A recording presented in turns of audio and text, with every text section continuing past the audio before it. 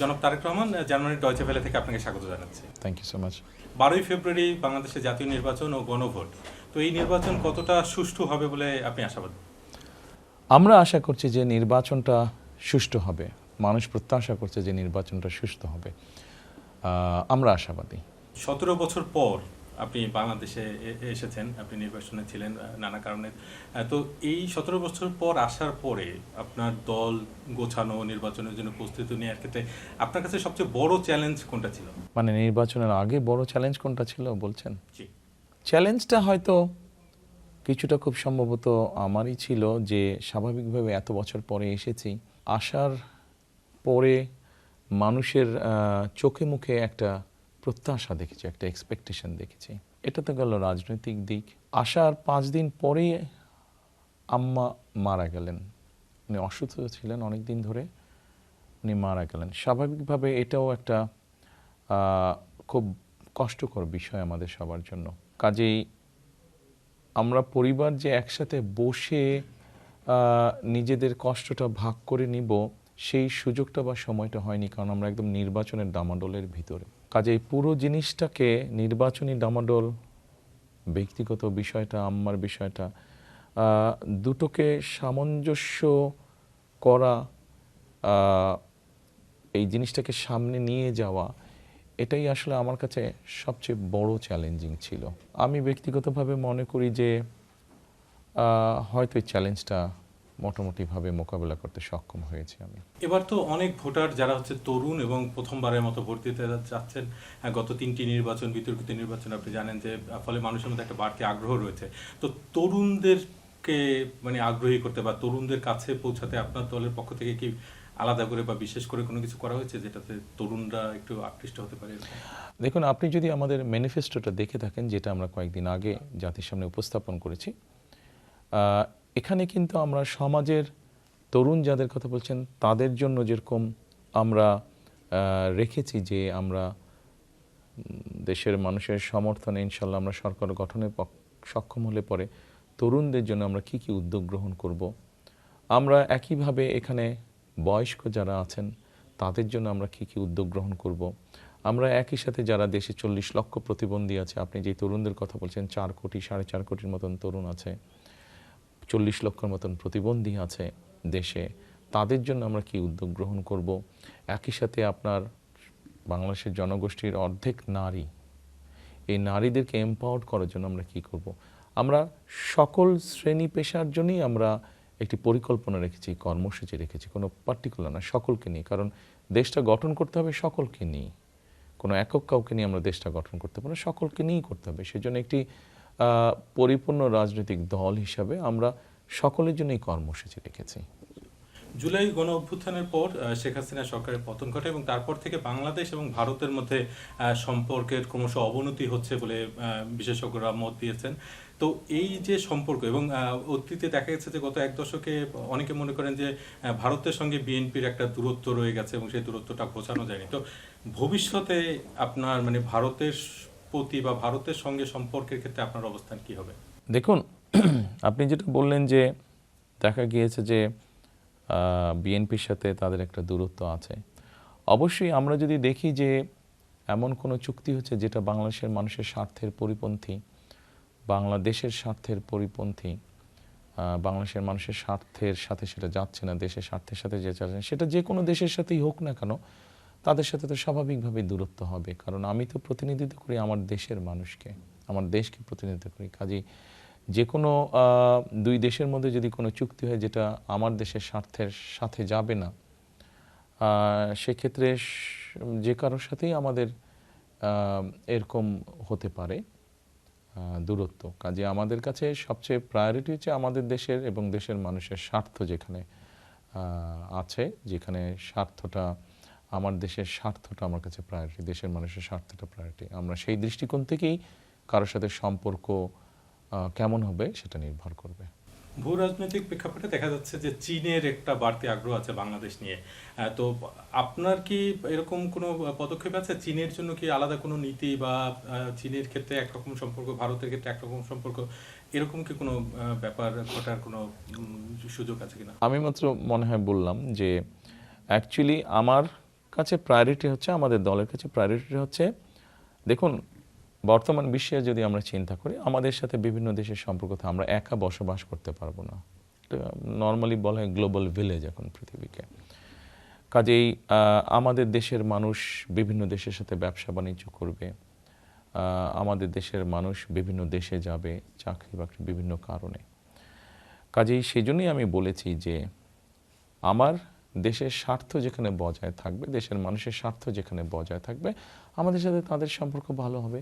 যাদের সাথে আমাদের স্বার্থ বজায় থাকবে না, স্বার্থ ঠিক থাকবে না, দেশের মানুষের স্বার্থে প্রায়োরিটি পাবে না, স্বাভাবিকভাবে তাদের সাথে তার সম্পর্ক গভীর হওয়ার কোনো কারণ নেই। একটি আন্তর্জাতিক সংবাদ মাধ্যমকে আপনি কয়েকদিন আগে বলেছেন যে বিএনপি কোনো রকম ঐক্য সরকার বা জাতীয় সরকার গঠনের পরিকল্পনা নেই জামায়াতের সঙ্গে, কিন্তু জামায়াত বলছে যে তারা যদি সুযোগ পায় তারা বিএনপির সঙ্গে এখনো তারা ঐক্যের সরকার করতে রাজি এবং তারা আমন্ত্রণ জানাবে আর কি। সেক্ষেত্রে কি আপনি সেই আমন্ত্রণ গ্রহণ করবেন, এরকম কোনো ব্যাপার হবে? দেখুন, আলহামদুলিল্লাহ আমরা ভেরি কনফিডেন্ট যে ইনশাল্লাহ বাংলাদেশের মানুষের রায় আমরা পাবো, আমরা সরকার গঠনে সক্ষম। এককভাবে আমরা ইনশাল্লাহ সরকার গঠন করতে সক্ষম হব। সেক্ষেত্রে তো কাউকে অপোজিশনে থাকতে হবে, কারণ একটা ব্যালেন্স রাষ্ট্র যদি হতে হয়, ব্যালেন্স সরকার যদি হতে হয়, তাতে সেক্ষেত্রে অপোজিশনে থাকতে হবে কাউকে। সবাই সরকারে চলে আসলে কেমন করে দেশ চলবে? আরেকটি বিষয় একটু জানতে চাচ্ছি যে বাংলাদেশে প্রায় 13 কোটি ভোটার এবং তার অর্ধেকের মতোই নারী, কিন্তু আমরা দেখতে পাচ্ছি যে রাজনৈতিক দলগুলো যে প্রার্থী মনোনয়ন দিয়েছেন তার মধ্যে নারীর সংখ্যা খুবই কম। আপনি বিষয়টা কিভাবে দেখছেন যে নারীর এই যে অংশগ্রহণের যেটা একটা খুবই কম, এর ফলে তাদের ক্ষমতায়নের পথে কোনো বাধা তৈরি হচ্ছে কিনা? দেখুন, বিষয়টাকে আমি অন্যভাবে দেখি। আপনি যদি সত্যিই বিষয়টাকে মিন করেন যে নারীকে ক্ষমতায়ন করতে হবে, তাহলে দেখুন একটু পিছন থেকে শুরু করতে হবে। সেটা হচ্ছে যে দেখুন, বেগম খালেদা জিয়া যখন এর আগে দেশ পরিচালনার দায়িত্বে ছিলেন, তখন উনি একটি পরিকল্পনা বাস্তবায়ন করেছিলেন, এবং সেটা হচ্ছে মেয়েদের শিক্ষা ব্যবস্থা ক্লাস 1 থেকে 12 পর্যন্ত উনি ফ্রি করে দিয়েছিলেন। এটি হচ্ছে নারী সমাজকে এম্পাওয়ার করার প্রথম একটি পদক্ষেপ। অর্থাৎ আপনি একজনের শিক্ষার সুযোগ আপনি তৈরি করলেন। আমরা যেটা সিদ্ধান্ত গ্রহণ করেছি, ইনশাল্লাহ সামনে আমরা 12 তারিখে আমরা সরকার গঠন করে সক্ষম হলে নারীদের এই শিক্ষার সুযোগটা আরও হায়ার ক্লাস পর্যন্ত আমরা নিয়ে যাব। এটা হলো 1 নম্বর। দ্বিতীয়ত হচ্ছে, আপনি নিশ্চয়ই শুনেছেন বা জানেন আপনি যে আমরা দেশের প্রত্যেক হাউস ওয়াইফের জন্য আমরা, বিশেষ করে এটা প্রথমে আমরা শুরু করবো প্রান্তিক জনগোষ্ঠী থেকে, যারা মোর ডিজার্ভ করে ব্যাপারটা, আমরা একটি ফ্যামিলি কার্ড দিতে চাই। এই ফ্যামিলি কার্ডটার মাধ্যমে আমরা তাকে একটি রাষ্ট্র বা সরকার থেকে একটা সহযোগিতা দিব তাকে আমরা। এই ফ্যামিলি কার্ডটা যখন পাবে, সে মানসিকভাবে সে এম্পাওয়ার্ড ফিল হবে, এবং সহযোগিতা যখন কন্টিনিউ করবে, আস্তে আস্তে কিন্তু অর্থনৈতিকভাবে সে স্বাবলম্বী হবে।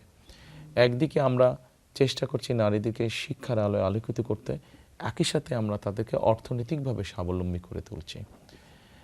বিষয়টা হচ্ছে এরকম, আমরা শুধু কথার কথা বলে আমরা হয়তো কিছু নমিনেশন বা কিছু ইম্পর্টেন্ট জায়গায় কিছু নারীকে আমরা দিয়ে দিলাম। বাংলাদেশের জনসংখ্যার অর্ধেক নারী।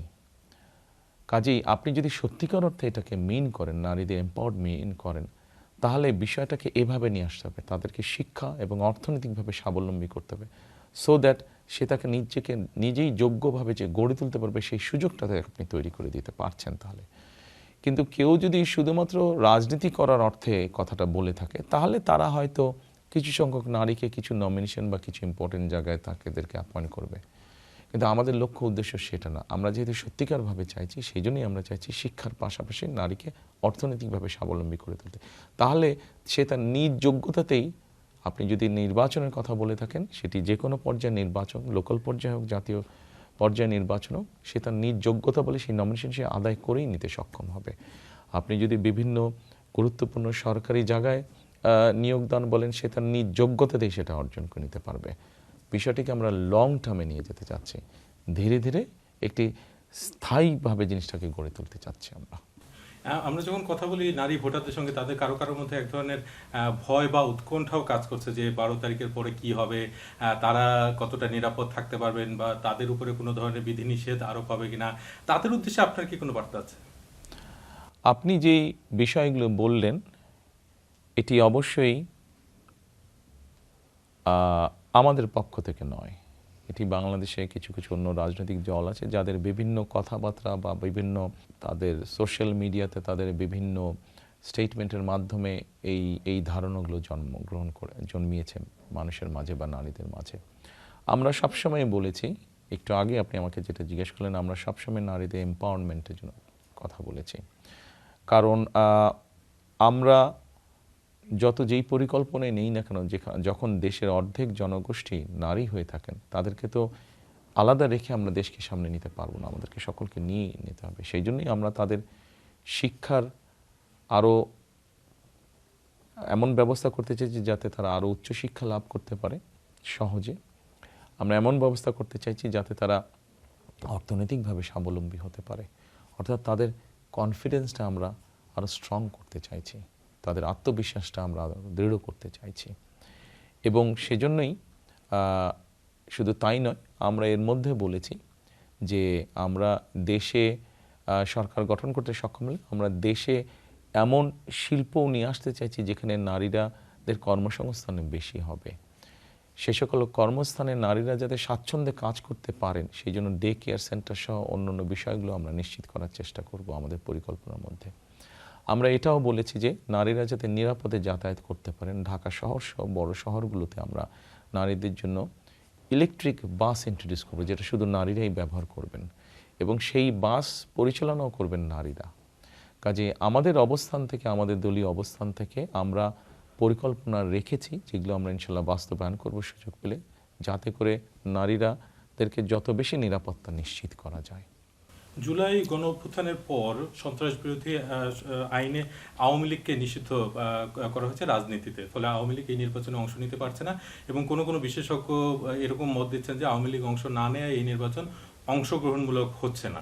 তো এই বিষয়টা আপনি কিভাবে দেখছেন? দেখুন, এটা তো পুরো রাজনীতি। আমরা রাজনীতি করি মানুষের জন্য, মানুষের সমর্থন নিয়ে,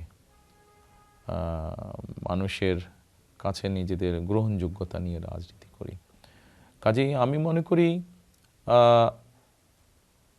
রাজনীতিতে মানুষ যাকে গ্রহণ করবে তাকে কেউ ঠেকিয়ে রাখতে পারবে না, আর যাকে মানুষ গ্রহণ করবে না, যত শক্তিই থাকুক না কেন, শক্তি প্রয়োগ করে সে ধরে রাখতে পারে না কিছু। 5ই আগস্ট যার উদাহরণ।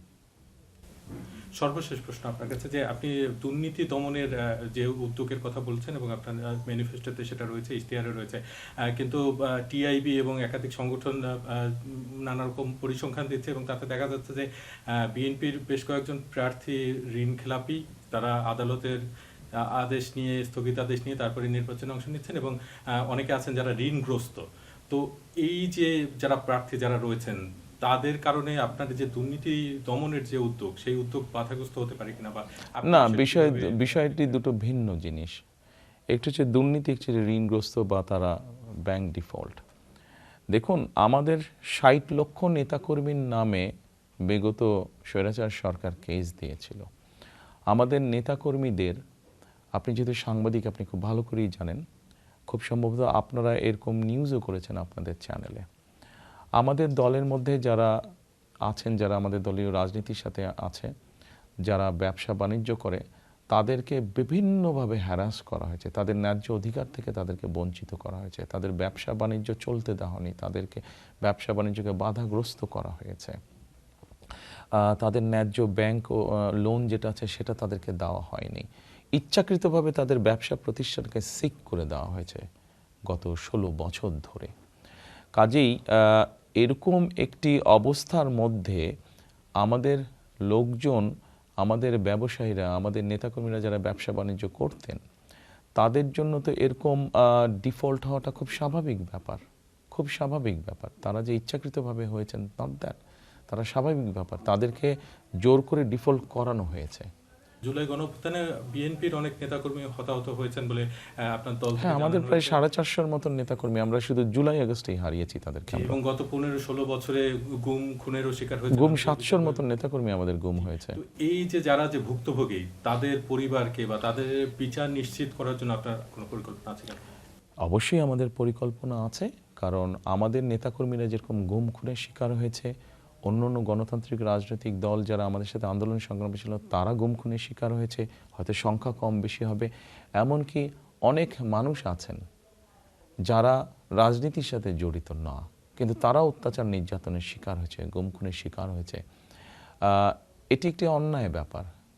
একটি সিভিলাইজ দেশে মানুষ গুম হয়ে যাবে, সিভিলাইজ দেশে মানুষ খুন হয়ে যাবে, কিন্তু তার কোনো বিচার হবে না, এটি তো হতে পারে না। কাজেই দেশের আইন অনুযায়ী অবশ্যই প্রত্যেকটা মানুষ, কারোর সাথে যদি অন্যায় হয়ে থাকে তার বিচার পাবার অধিকার আছে। কাজে আইনগত প্রক্রিয়া হিসেবেই এটি তার বিচার সে পাবে অবশ্যই। আপনাকে অসংখ্য ধন্যবাদ ডয়চে ভেলেকে এই সাক্ষাৎকারে। Thank you so much. আপনাকে অনেক ধন্যবাদ আমাকে এই কথা বলার সুযোগ করে দেওয়ার জন্য।